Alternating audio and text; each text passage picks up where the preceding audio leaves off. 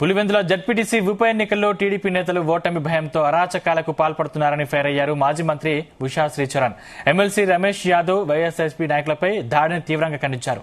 ఒక ఎమ్మెల్సీపై హత్యాయత్నం చేయడం అంటే కూటమి నేతలకు ఓటమి భయం ఎంత పట్టుకుందో అర్థమవుతోందన్నారు.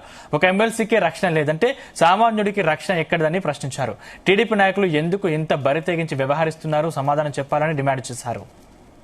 కడపలో జరుగుతున్న జెడ్పీటీసీ ఉప ఎన్నికల్లో భాగంగా ఈరోజు మధ్యాహ్నము మన ఎమ్మెల్సీ రమేష్ యాదవ్ గారి పైన, అదేవిధంగా వేముల రాము గారి పైన, ఎమ్మెల్సీ గారి డ్రైవర్ గారి పైన, అదేవిధంగా చాలా వైఎస్ఆర్సీపీ లీడర్స్ ఎవరైతే యాక్టివ్గా తిరుగుతున్నారో వాళ్ళందరి పైన దాడి జరగడం చాలా బాధాకరంగా ఉంది. ఈరోజు ఎమ్మెల్సీ అంటే హీజ్ ప్రజాప్రతినిధి.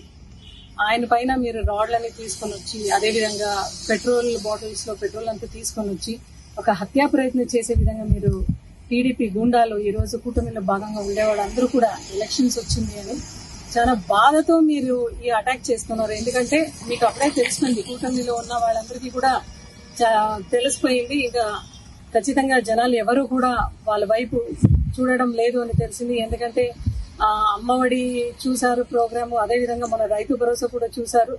ఎక్కడ కూడా ఏ మాట అయితే చెప్పినారో చంద్రబాబు నాయుడు గారు పూర్తి అమలు చేయలేదు. కాబట్టి ఈసారి కడపలో జరిగే జెడ్పీ ఎలక్షన్స్ ఓడిపోతారని తెలిసి బాధతో ఈరోజు మళ్ళీ మీరందరూ కూడా కక్షపూరితమైన రాజకీయం చేయడం ఎంత మాత్రం సమంజసమని అడుగుతున్నాము.